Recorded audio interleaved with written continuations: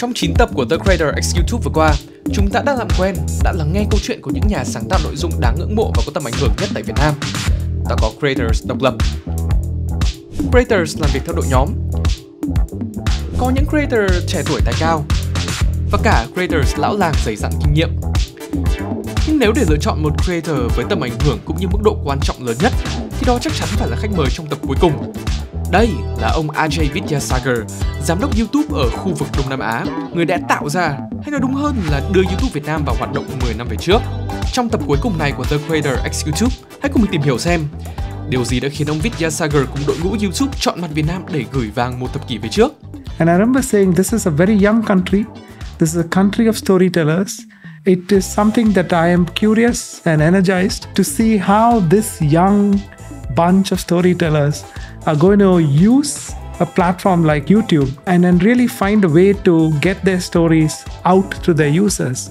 Những thành tựu cực kỳ đáng tự hào của YouTube Việt Nam từ đó đến nay là gì? There's billions and billions of views for shorts every day. And in many ways, South Asia is the capital of shorts engagement. Vietnam is one of our hottest living room markets in Asia Pacific. Và dĩ nhiên, tầm nhìn chiến lược của YouTube dành cho Việt Nam trong 10 năm tới là thế nào? 10 years from now, we're going to have a plethora of large, successful, and incredibly inspiring media companies. All of you will be that. And I think the future over the next 10 years looks bright, energetic, incredibly inspiring. Không nhiều lời nữa, chúng ta bắt đầu luôn nhé!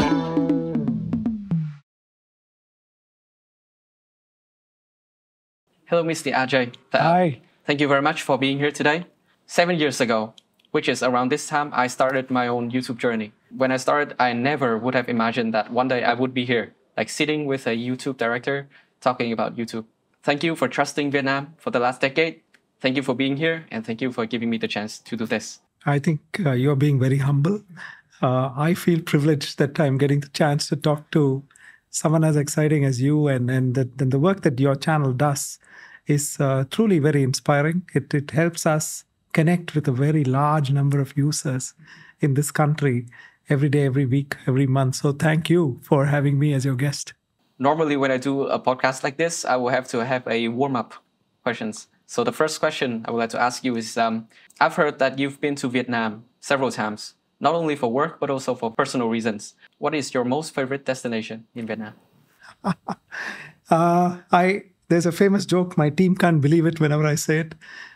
My favorite I actually like every part of Vietnam. I find Ho Chi Minh a very vibrant and a very energized place. I find Hanoi having a more subdued, graciously aged tonality. I've traveled into the Mekong Delta area. All of those are very inspiring. I find the energy and the youthfulness of the country fantastic. But if there's one place above all of this that I wish to keep going back to, that surely would be Hoi An off the Da Nang coast. Me and my wife have been to Hoi An, I think, 24 times in the last 10 years. And we keep thinking about buying a property and then living there in one of those old 400-500-year-old homes that dot around the countryside in Hoi An.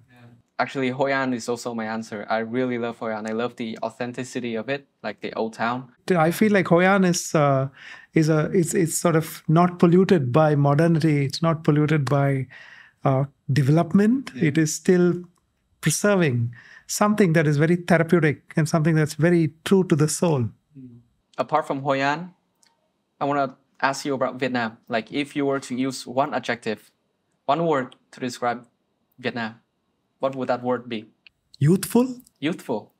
The facts behind that is that 74% of this country is below the age of 34. I work around the world across many, many markets. I travel around the world a lot. I have not seen a single country where the fundamental population is skewed to such a young dynamic. And in anything we do, whether it is working with creators, which I do morning to night, and I've been at YouTube for 15 years now, whether it's to do with the youth, whether it's to do with storytelling, whether it's to do with architecture, whether it's to do with the way you kind of leave behind the work that people do in this country with their hands, whether it's painting, writing, anything creative, you can see the energy of youthfulness come through in what they leave behind as the imprint of their work. So if there's one thing that stands out for me about Vietnam, it is truly the youthful exuberance and energy that the country radiates each time I come in.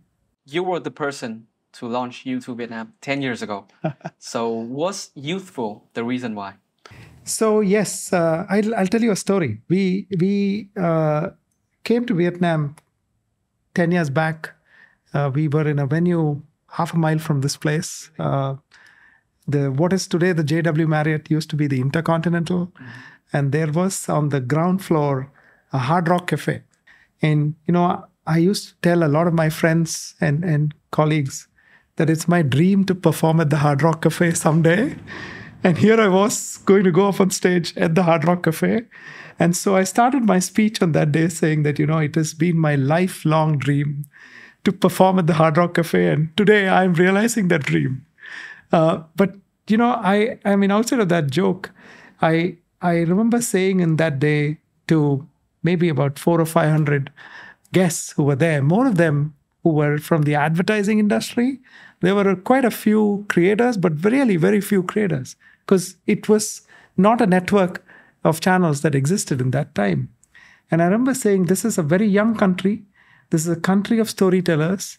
It is something that I am curious and energized to see how this young bunch of storytellers are going to use a platform like YouTube and then really find a way to get their stories out to their users. And that's really our mission. It's our mission. Our mission is to help creators find their audiences and help in really delivering stories that can inspire their fans of communities in their country and outside of their country. And, it took us about 1 year after we launched to get to just 5 channels that got to 1 million subscribers. Okay, now we're year 1, 5 channels, 1 million subscribers. And what is this going to be in 5 years from now? Or what is this going to be in 10 years from now? Today, we are about 10 years old. Do you have any guess how many channels we have that have over 1 million subscribers? Actually, I went through a leadership board of that. I think the number is around 20 or more. I think it's more.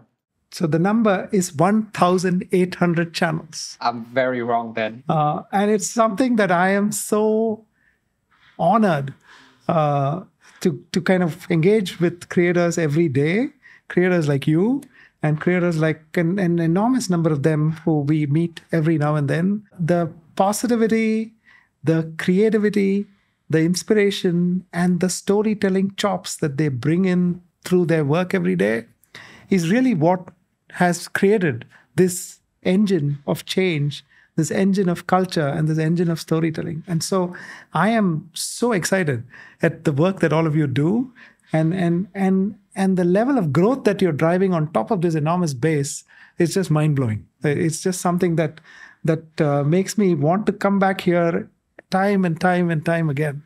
So thousands of channels that has over 1 million subscribers. Is the list like your proudest achievement here in Vietnam, or is it something else?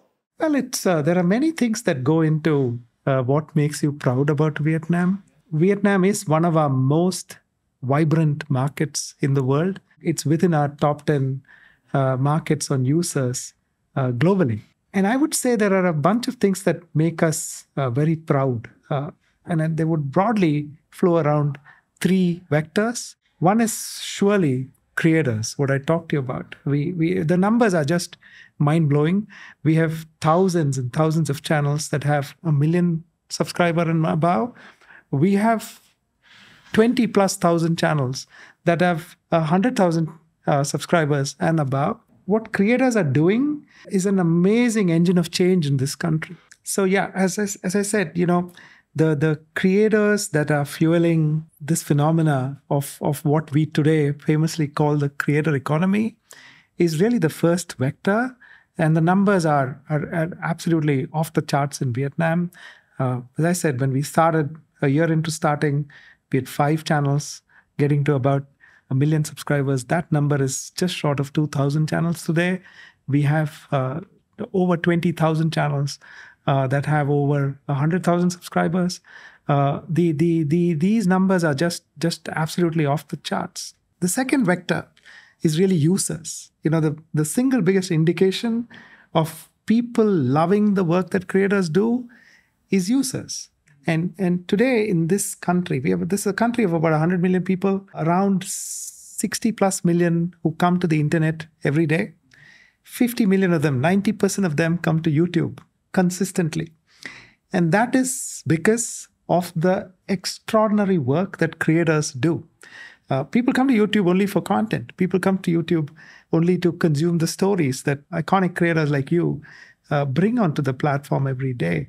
And that's really the second vector of what fuels this engine. And the third vector is really, how does all this then come together? The content you make, the users you then attract, and how do you mine all of this to ensure that monetization is delivered in a material manner? And that's where YouTube actually brings 8 streams of revenues that starts with advertising, that goes on to subscriptions, that goes on to channel memberships, super chats, super stickers, and the entire suite of direct-to-consumer plays. So, all of this great energy that storytelling from creators bring is really what attracts our viewers, our users. And they are the most amazing fans who fuel the storytelling energy that creators bring. But this entire viewership that is created from creators can only be sustained if there is credible, consistent, and transparent monetization for them. And that entire monetization piece is what we started through our AdSense business over a decade back, which fundamentally was the promise to take the revenues earned from advertising and take the majority of that revenue and pay it straight to our creators. At that time, when we kind of announced the YPP program, a lot of people in the industry kind of wondered whether it's sustainable for YouTube to do that. But today, over a decade later, I think the ads business is a mature, meaningful, and very predictable business for our creators. All of you see that every day around converting the viewership and engagement you have with your users to stable, steady, predictable advertising. But what we then did was we didn't stay put at just leaving it to pure play advertising. We built an entire range of 7 additional revenue streams on top of that. And they kind of span across subscription revenues, direct-to-consumer revenues from channel memberships, super chats, super stickers, and a whole host of them. And that's actually how the ads plus the other streams count for the 8 revenue streams that I just spoke about. What we're also doing just now is we are in the middle of kicking off a very important 9th revenue stream. And that's actually what we are doing with the shopping affiliate program in this country, in Vietnam. And this combination of 9 revenue streams is really what then powers the viewership, engagement, and usage that creators create to be recognized, and the love that they get on the back of that is really the monetization. So when I think about this, when you get these 3 pieces of the flywheel really flowing and humming in a beautiful, magical, seamless manner, creation leads to viewership, viewership leads to monetization, monetization leads to more creation. And that's the romance of this whole game. And that's really what we continue to do better and better every day. And if you ask me, as a person working at YouTube, as a bunch of us who are so inspired by what we are doing with the creator economy, every piece of this is what brings us joy and is what brings us back to work every morning. If you go back 30, 40 years, and if you think about how storytelling really existed, we all grew up when we heard a story from maybe our parents, maybe our grandparents. And storytelling was an oral tradition, was a tradition where it was spoken, and we heard that from someone in our families. And that then we potentially pass down to our children, to our nephews and nieces, and our rest of our friends and families. But over the last 50 odd years, media arrived. And media came in the form of the print phenomena, led to the extraordinary audio phenomena through radio, and then radio morphed into television. And each of these then had a role to play in what they did. About a decade and a half back, YouTube was born. And YouTube was born with the fundamental principle of trying to ensure that storytellers don't remain only a handful of them. So if you think of it, the traditional media industry is fundamentally built in a manner where few editors actually drive what is in the editorial in a press. Few hosts on radio decide what is the storytelling on radio. A few producers fundamentally drive what is the core of the television or every night. It'll be 2-3 dozen storytellers who fundamentally drive the agenda on television. Nothing wrong in that. It's an enormous industry, and that's really thriving in many ways too. But when we came into the business 15 plus years back, the primary motivation for YouTube was to democratize storytelling. Anyone who has a story could actually pick up a device, record that story, and use YouTube to get that story out. Our promise to creators was that we will take care of all of the work that is involved in connecting your stories to your users. The creators should just focus on telling their stories. And that is, like I told you, 10 years back, we had 5 channels growing to 1,800 channels, over 1 million subscribers, thousands and thousands of channels, over 100,000 subscribers. And that is democratization of storytelling. The ability for anybody who has a story to find an audience and create a community and then grow that with monetization and do more of that. That is really what this whole phenomena is. And our ability to now fuel that and create what is today famously known as a creator economy and derive true economic benefits out of that, to actually shape the way an entire range of the youth of this country can actually believe in becoming something of a real-time, full-time professional engagement for them, right? Like when I was growing up, my dad used to say, you have to become an engineer, you have to become a doctor. Okay, if all of that doesn't work, you can become a lawyer. But never did my dad say that you can become a storyteller.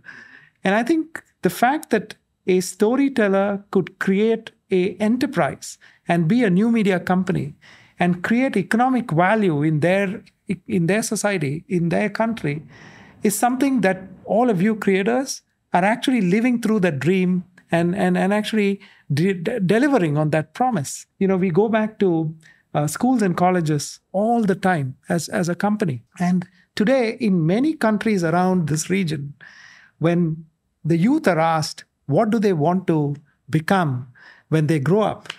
One of the common answers in the top 5 is not to be a lawyer or a doctor. My dad is going to be very disappointed when he hears that, but it is about being a YouTuber.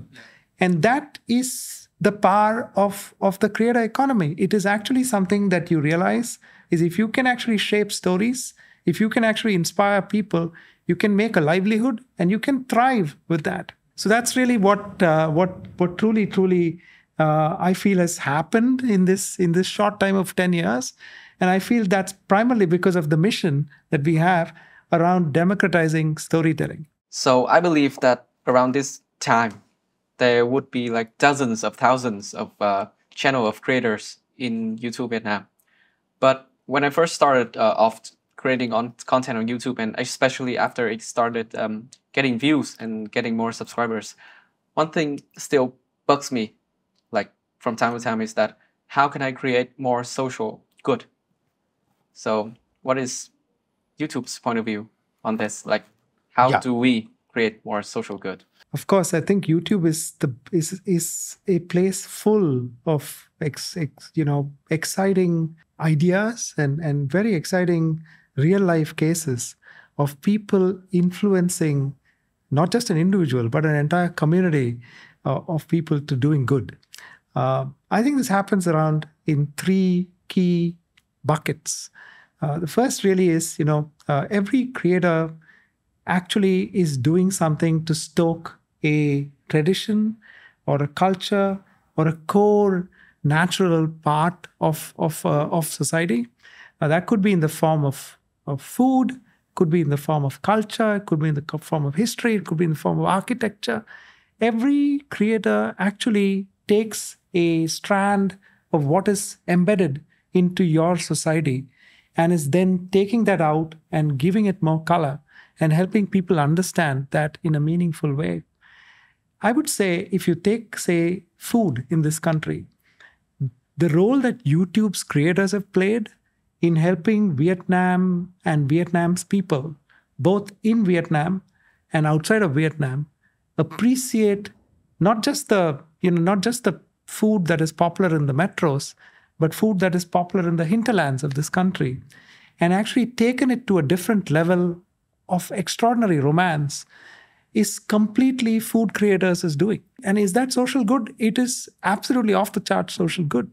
It is actually helping the youth of this country connect back to the core traditions of food of what this country is. Otherwise, we would have been a country that eats pizzas and burgers day and night. But it's a country that is absolutely loving to eat local, traditionally rich heritage food. And it's just one example of how we are helping what is core to the country's traditions and heritage to get stoked and to get built with a lot of romance, and then further brought to the forefront of today's people and today's youth. That's number one. So the second area, as I was saying, is really around how we are helping the youth of this country learn new skills, get new knowledge, and actually use it in a manner where it's implementable pretty much immediately. And when it comes to learning, the several pieces of technology around handmade craft, making toys, making carpentry, you name it. If you want to change a car tire, YouTube is the place that people come to and learn something new in a manner that it's usable the next morning. It's not something that's, you got to go to school for 10 years to be able to use it, right? So YouTube is a living university of knowledge. And our ability to bring that to countries like Vietnam in a language that people understand, in a manner that people appreciate, and make learning fun is really a very fundamental part of what we do. And we're very proud to be able to do that. And the third area is really information. The world is today got so much information. And one of the big things we do is to help authoritative information get seen, heard, and understood in a meaningful way. So doing good to culture, history, and all of what we are proud of within the country, helping a nation of young people learn, and then really helping them get info that is authentic, transparent, and authoritative. To me, these are the three parts that really help us, help all of the people in this country understand how we do good every day, every week, every year. So after 4 years since launch, Shorts has become an integral part of the YouTube experience.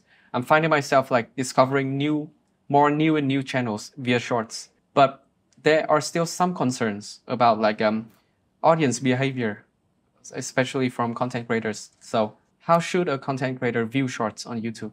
Yeah, so I think you're very right. YouTube's had a history of creating the creator economy, helping storytellers find viewers and create monetization.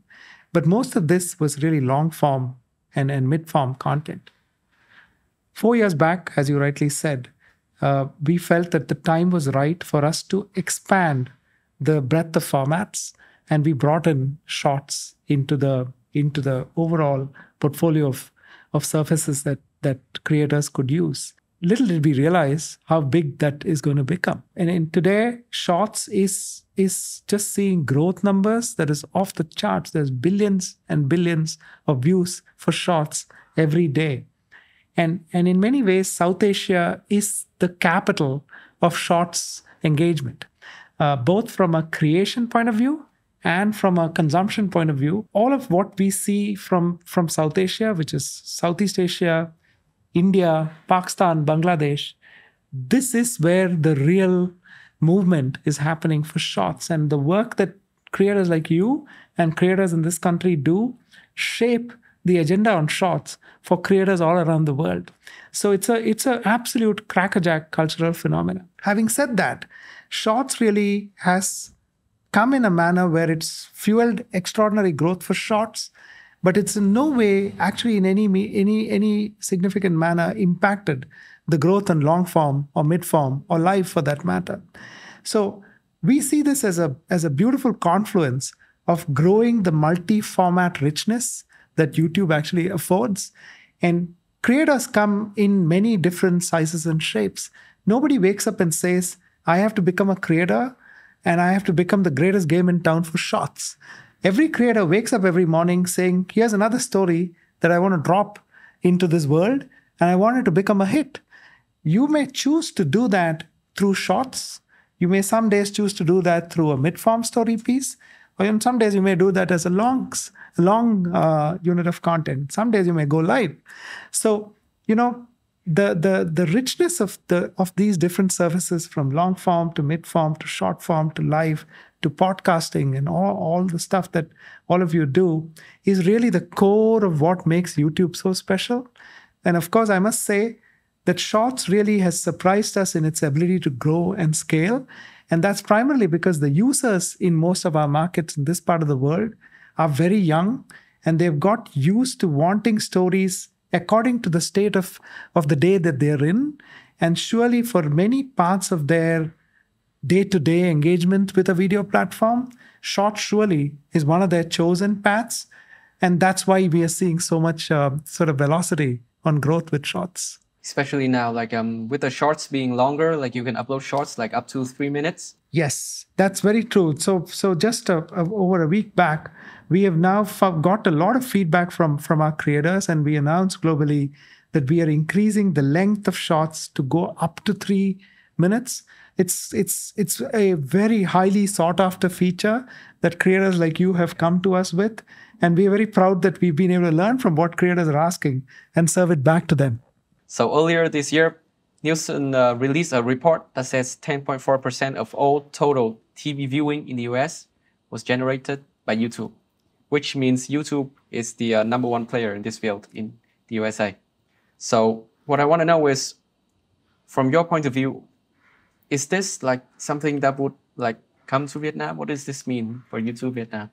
The fact that you just said, it's fundamentally coming from a measurement metric that the United States does every quarter, which is to track what amount of time people are spending on connected TVs, on the large screen televisions that are connected to the internet, and which platform has the highest percentage of time spent on the connected TV.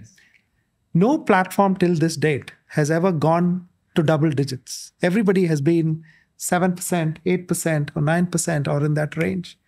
The first platform that really crossed the double-digit barrier was YouTube. That was just a couple of months back. I tweeted about it and wrote a long, passionate note on LinkedIn about it. YouTube struck at 10.4%. Now, 10.4% of all time spent in the United States on a connected TV was YouTube.com. It's an extraordinary moment on YouTube moving to getting the hot seat on the large screen. When you go back 10 years, you go back 15 years, everything on YouTube was on a desktop or a laptop. And then about 8 years back, that moved to the mobile device. And 80-90% of our viewership was happening on a mobile device. And today, if you think of it, it's a full circle of history coming back. And YouTube is actually sitting down and being able to getting users to sit down and consume the full might and romance of YouTube on a connected TV. Now, to your second question, which is the country in Asia which actually is seeing a phenomena that is similar to this? And I'm proud to say that the country that's absolutely leading the pack on this is Vietnam. Vietnam is one of our hottest living room markets in Asia Pacific. And then the reason for that is three things. One, the content that is coming to this platform, both from creators and from traditional media companies, is so rich and is so fresh that people are beginning to see great value in switching on YouTube on their connected TV screens. The second big reason is that more and more people are actually able to get stable, robust broadband connectivity powering their TV sets, and the ability to plug a app like YouTube and see that on their TV is actually something that they're able to realize without much effort. And the third thing is our entire ads business is able to really drive more advertising behavior to understand this evolving movement of usage onto connected TVs. And the monetization on connected TVs is beginning to become material, which is then leading to creators doing more on the platform, leading to users consuming it more, leading to advertisers doing more. And that magic is truly playing out here. I think Vietnam has the ability to shape living room behavior and inspire many other markets in the neighborhood. And I tell you, I go around the region, every country director of ours wants to become like Vietnam for the living room, and something that we are very proud about. And that's something I want to thank every creator who is watching this at this moment. This will be my last question for you today. Where do you see YouTube Vietnam in 10 years?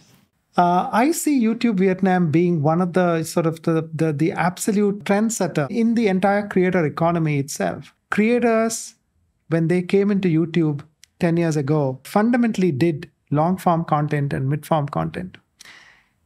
Vietnam is surely at the top of the pack when it comes to short-form content. We talked about it just now. I see in the next 10 years, creators using the confluence of human-based storytelling and the power of our AI toolkit, and actually creation exploding with all of the artificial intelligence that we are going to bring. And that is going to happen around the characters that you bring into the storytelling, the way you do the storytelling, and the way you use multi-language audio and formats that we are bringing in through AI. That's going to help you not only recognize your users in this country, but users around the world. The entire planet is going to be your playground because of some of the toolkit and the richness of tools that AI would bring. So I see creation changing in an order of magnitude that I don't think we are yet understanding how dramatically big that can be. Secondly, I feel this country in 10 years, everybody in this country will be on the internet, and everybody on the internet, I believe, will be on YouTube. YouTube loves Vietnam, but I genuinely feel if there's one country where the country loves YouTube more than what we do back to the country, it is Vietnam. Vietnamese love YouTube in a manner that is truly, truly mind-blowing. And it's not just in, the Hanoi, Ho Chi Minh, and the sort of the metro areas. It's really deep into the hinterlands of this country.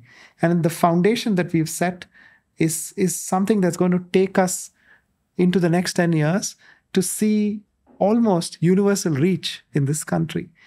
There's very few platforms that are able to get to that kind of reach. And I believe in 10 years, we will surely get there. And the third thing is that I feel every creator who today is on the channel, or every creator who is going to be on the platform, is a media company in the making, is a new media company in the making. They are all going to be the trendsetters for media, storytelling, and engagement. And that is something that gives me goosebumps when I think about it every day. 10 years from now, we're going to have a plethora of large, successful, and incredibly inspiring media companies. All of you will be that. And I think the future over the next 10 years looks bright, energetic, incredibly inspiring.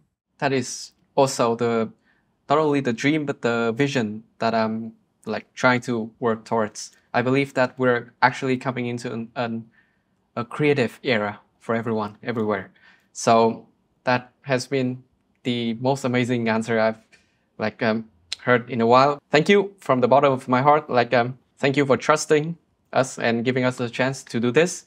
And personally, I believe that Vietnam will not only surprise YouTube or Google, but I believe that Vietnam will surprise the world with what we have to offer. I would say you already are beginning to surprise the world. You will do a lot more of it. And I just have to thank you and all of the creator community in this country for what you do every day. You all are truly change agents, and you all are doing something that very few countries are doing. Keep at it, keep the energy, keep the faith. Much more magic is about to unfold. Thank you. Chắc là buổi podcast sẽ kết thúc ở đây. Còn bây giờ thì cảm ơn các bạn vì đã xem. Xin chào và hẹn gặp lại. Xin chào. Thank you.